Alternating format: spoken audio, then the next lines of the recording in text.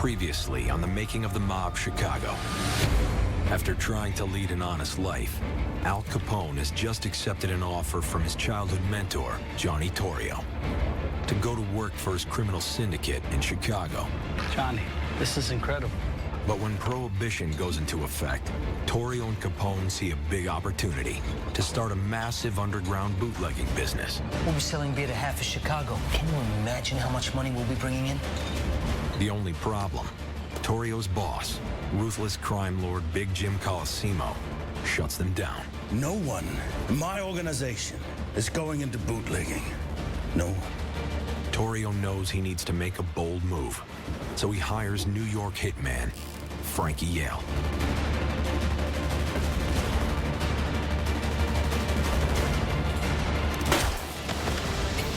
With Colosimo out of the way, Torrio and Capone are now the biggest Italian kingpins in Chicago. But across town, there's a new threat. You tell those Italians to stay the hell out of the north side.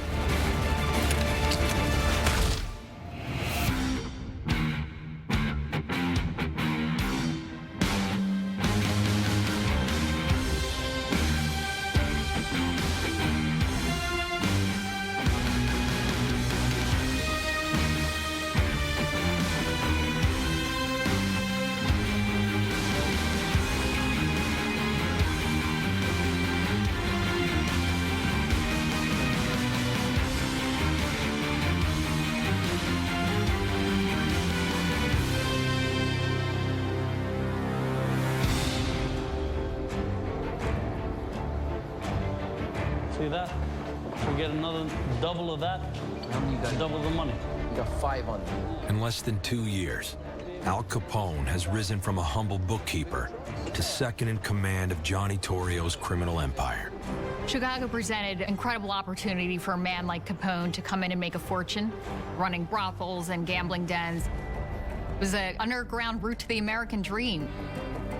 By 1920, Torrio and Capone have expanded their operation in Chicago's South Side into an empire worth the modern-day equivalent of $35 million. Al was making a fortune at a time when the average person worked for probably $10 a week. And it just kept growing. Oh, Al, you need some. Looks amazing. That's great. Come on, everybody, take a seat. I'm starving Here, here. put that there. That's right. Thanks, man.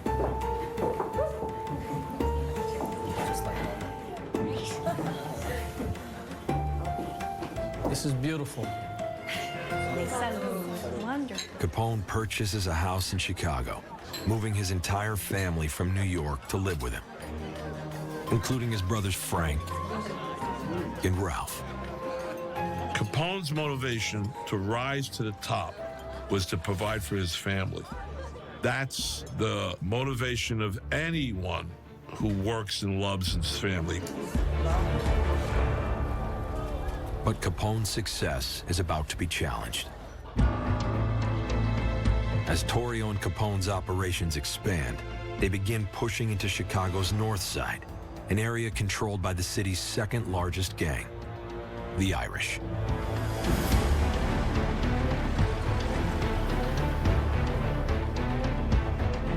The leader of the Irish North Side gang is a ruthless criminal named Dean O'Banion. Dean O'Banion had grown up in the tough neighborhood known as Little Hell. One of the things about the Irish is you emerged in the underworld quite literally through the force of your ability to be physically tough. And he demonstrated that numerous times in fights, in the saloons and out on the streets. In addition to ruling over the city's Irish gang, O'Banion's also set up a legitimate business as the city's top florist. Lee. Oh, hey, no, that's no good. No, too wilted. Yeah. He loved flowers, and he opened a floral shop that became one of the most popular in Chicago because O'Banion was very good as a florist. He probably killed 32 people with his own hands, but he loved to make flowers, and he loved, there's a human side to people.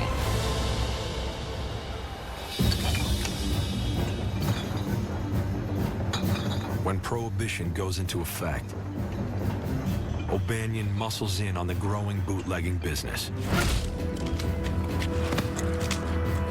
Let's go. And he's not about to let Torrio and Capone grab a piece of his territory. Gotta do something about this O'Banion. He's gonna take down our trucks whenever he feels like it. I'm gonna send him a message. As businesses would grow more powerful, they would take in more money and they would think about expanding. And that's where the trouble began, because people would try to expand out of their neighborhood into another. They would see great profitable pockets, and that's when you get these clashes.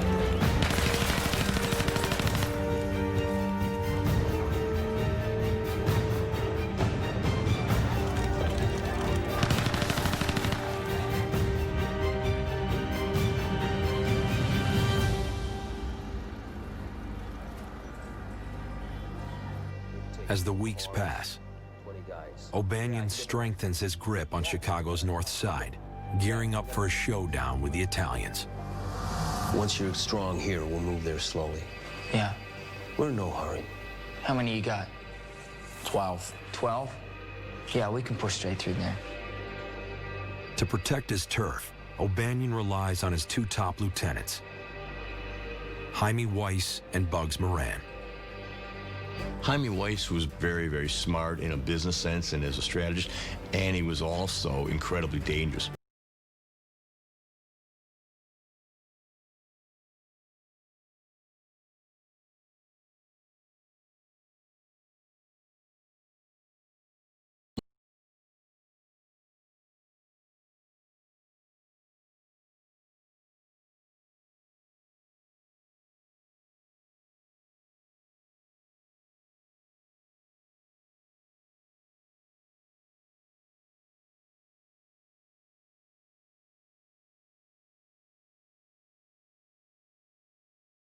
Yeah. Don't worry about the Irish. We do this right, and we'd make a fortune.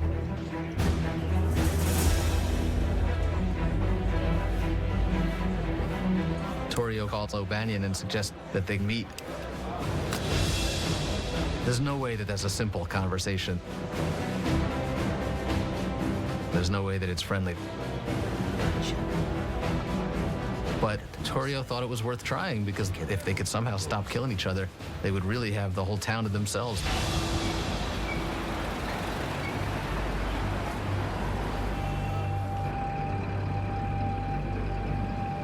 Don't know why we have to go to them.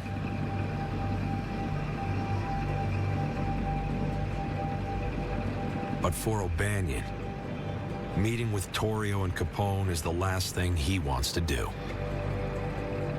Me and O'Banion, he didn't like Italians. And he actually would go around calling them Dagos and things like that. The Italians didn't like that at all. So they were constantly struggling and fighting.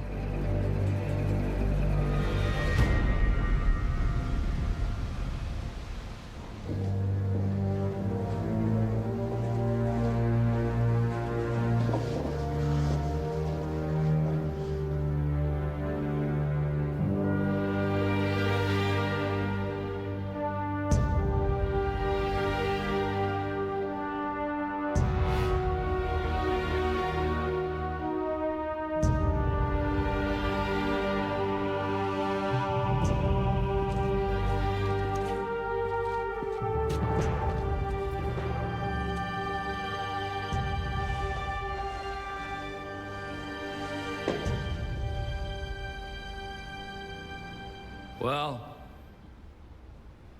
I'm here.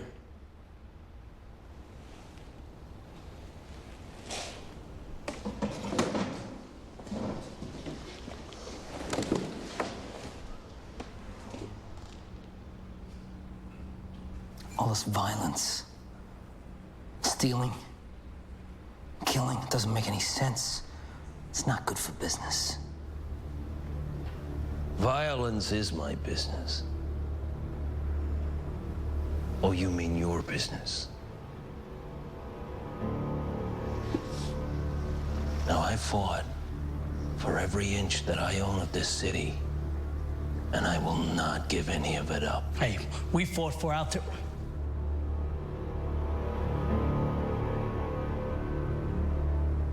Listen, this prohibition law, it's a once-in-a-lifetime opportunity. As long as it lasts, I want to make money. What do you want to do, O'Banion? Or are you gonna tell me how to run my business? Would you rather be rich or dead? Are you threatening me? I don't make threats. I'm making a proposition. Which is what? I take a cut of your business, and you take a cut of mine. You get to sell your whiskey in our territory. I get to sell my beer in yours.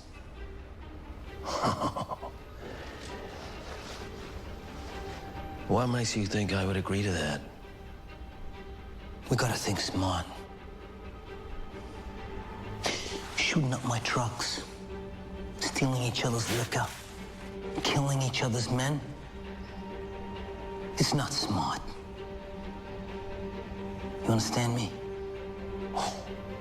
This is an opportunity. You want to keep fighting, or do you want to be rich? Okay, Torrio. I'll be in touch.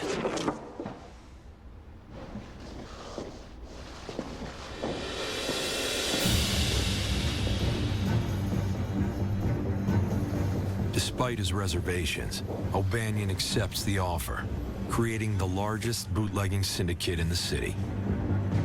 But the uneasy partnership is only the first step in Johnny Torrio's plan to take over all of Chicago.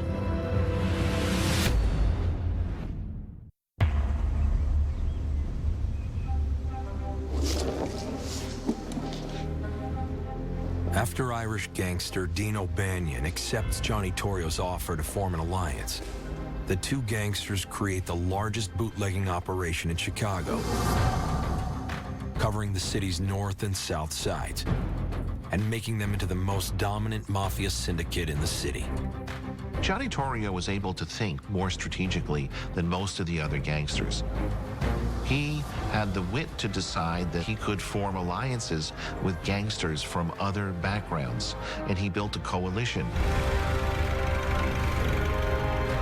I got a good feeling about this. Yeah. Determined to take over Chicago's entire bootlegging operation, Torrio moves to the next phase of his plan and takes advantage of one of Chicago's most distinct features: political corruption. I'd love a reason to help you. I'll make a donation to the campaign fund. That would be very much appreciated, Johnny. Salute. Torrio buys off the highest-ranking official in Chicago, Mayor Big Bill Thompson. Chicago, no doubt, was one of the most corrupt cities in America, if not the most corrupt city in America. All of the elected officials and cops were all on the take. Gangs like Torrio and O'Banion's dedicate nearly 10% of their revenue to payoffs, with some police collecting more money in bribes than from their annual salary. Yeah, really good. The guy said this is just for this morning. Can you believe it? Today? Yeah, look at this. Here, come on. Get out of here. With the politicians and cops in their pocket, the Irish and Italian conglomerate operates freely throughout the city.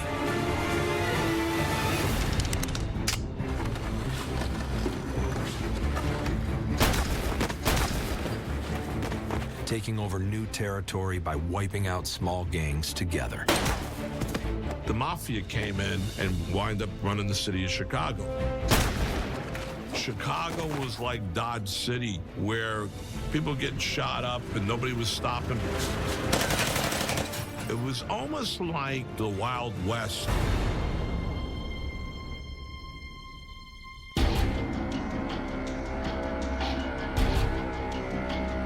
As the death toll rises, Chicago's citizens decide they've had enough.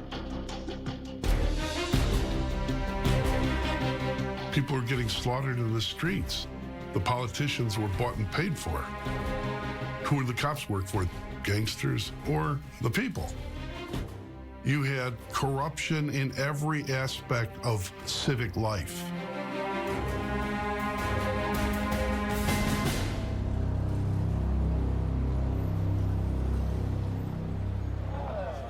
With an election approaching, a Chicago Superior Court judge who spent over a decade upholding the laws of the city decides to run for mayor.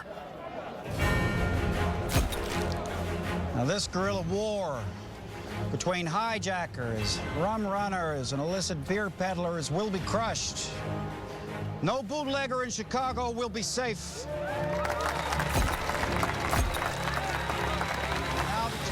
His name is William Deaver. William Deaver is going to come in and clean things up. Part of his platform is to enforce the prohibition laws and make sure the courts and the police are doing their jobs. I believe in Chicago. With his promise to rid the city of violence and corruption, Deaver cruises to victory.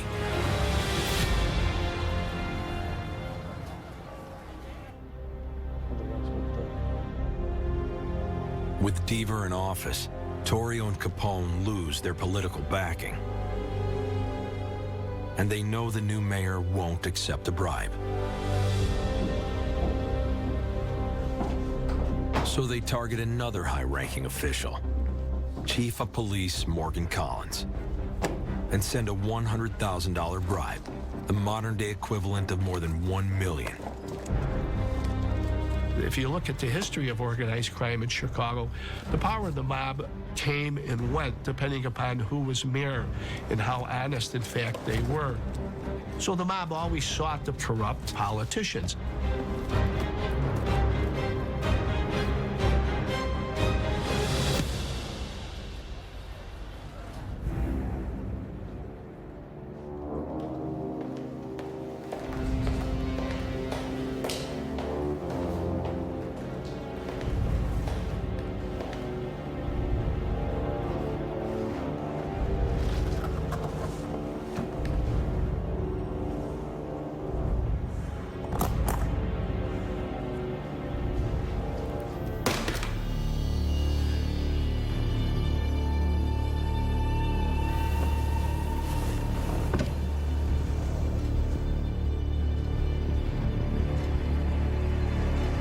Shut them down.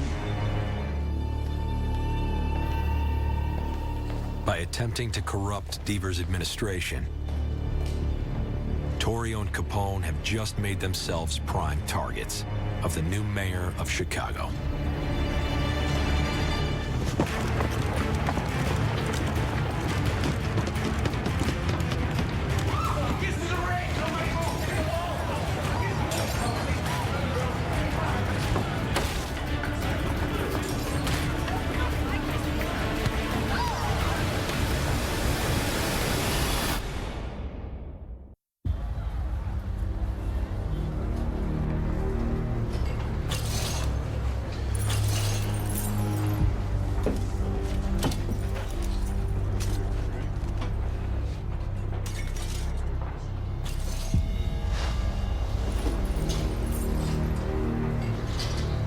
Deaver, son of a bitch. After Johnny Torrio and Al Capone try to buy Chicago's new police chief, Mayor William Deaver shuts down their highest-grossing brothel and headquarters. Look at this. Must have taken like 100 bottles there. If you were good at the rackets, the first thing you did with your money was buy political power. But Deaver couldn't be bought. Torrio and Capone have evaded arrest, but Deaver continues his assault.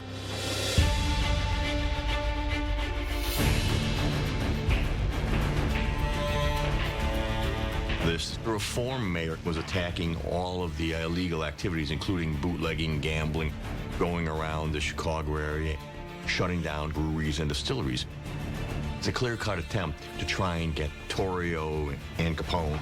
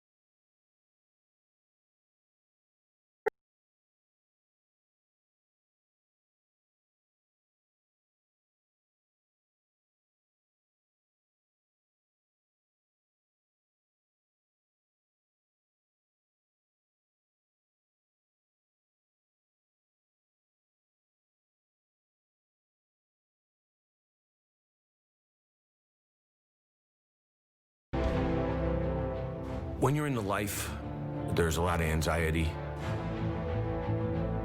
You worry about what you need to do. Al Capone brought his brother into the life. It's always the trust factor. You know, you can trust a family member more.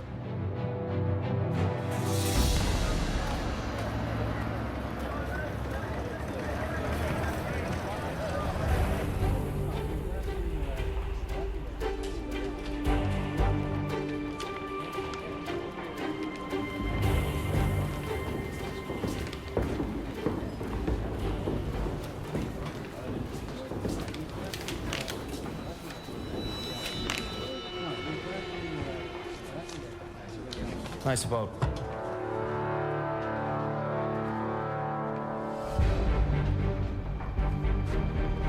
The Capones controlled the election in Cicero by standing by the polls with guns sticking out of their pockets, reminding people that this is election day and we're here to make sure you're voting for the right folks.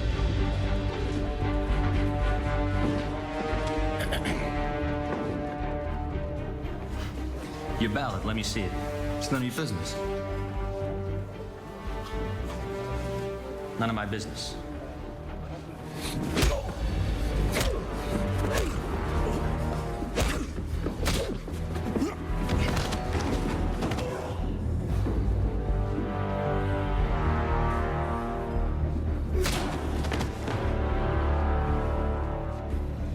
Anyone else have a problem? Under orders from his brother, Frank Capone uses any means necessary to fix the election. From stuffing ballot boxes to kidnapping election officials and even shooting up election headquarters. Capone Syndicate controlled or influenced elections in Cicero through violence. And the word gets out pretty quick that if you know what's good for you, you'll in fact vote for the political party that's working with the mob.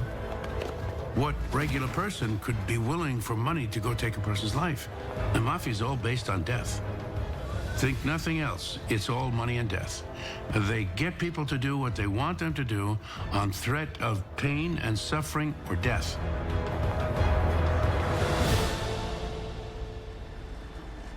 As chaos breaks out in Cicero, town officials reach out to a man who's taken down Capone once before. Chicago Mayor William Deaver.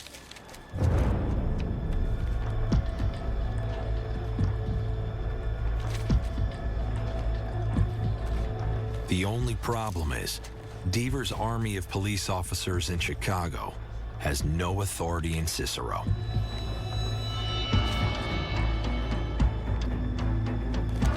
Until the mayor comes up with a plan that could take down Al Capone for good.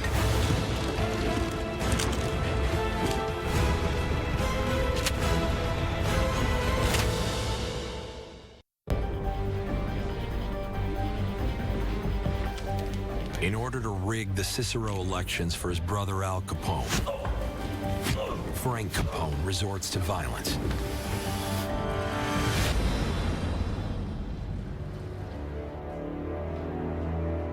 But Chicago Mayor William Deaver has a plan to stop him. For the next 24 hours, you no longer serve the city of Chicago. You are civilians, deputized to uphold the law in the suburb of Cicero, and are responsible for protecting its citizens by any means necessary. Deaver sends his police officers into Cicero, dressed in plain clothes, without badges, and driving unmarked cars, with orders to act as civilian peace enforcers. Now go get them!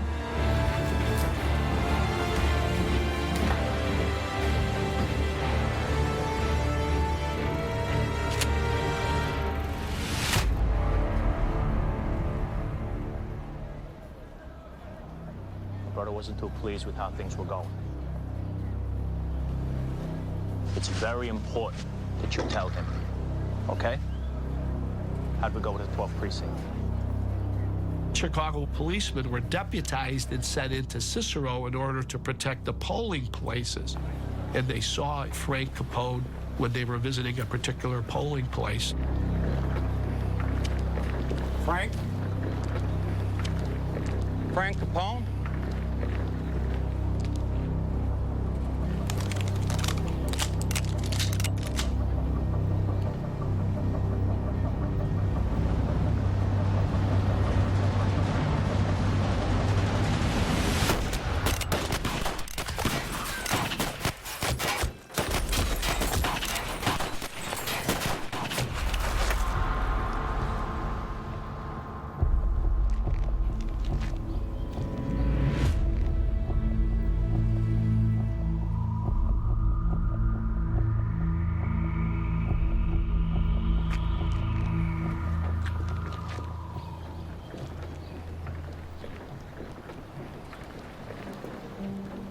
Capone's brother, Frank, found himself with no apparent reason in the middle of a gunfight with the police department. He was murdered in broad daylight in the street in front of everybody. Some say Frank drew on the police first, while others believe that the Chicago cops targeted Frank from the beginning. To this day, no one knows exactly what happened. Frank's death in 1924 was very devastating to the family. Al Capone and my grandfather believed that family was everything. So it was very, very devastating.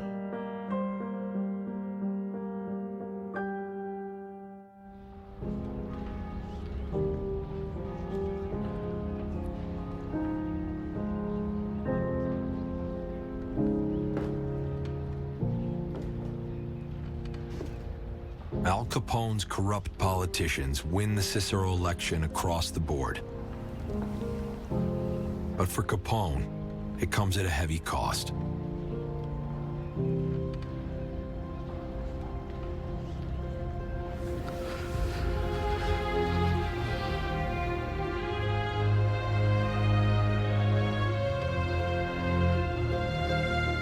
Al Capone never talked about the death of his brother and what it did to him.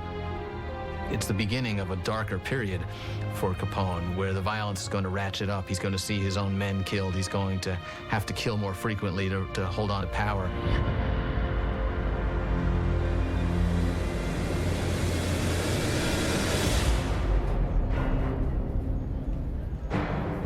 With his family in mourning, Capone begins plotting his revenge, determined to go to war with the Chicago police and Mayor Deaver.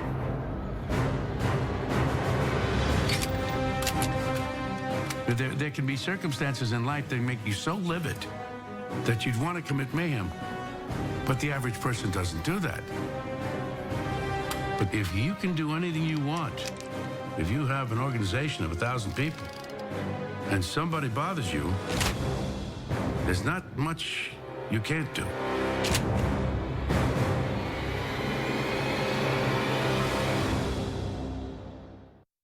I want to find that son of a bitch, and I want to kill him.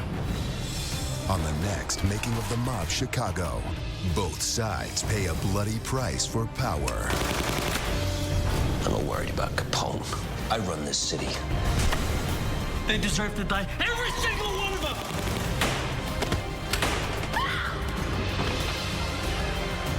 Just finishing up here. For more of the Making of the Mob, go to AMC.com.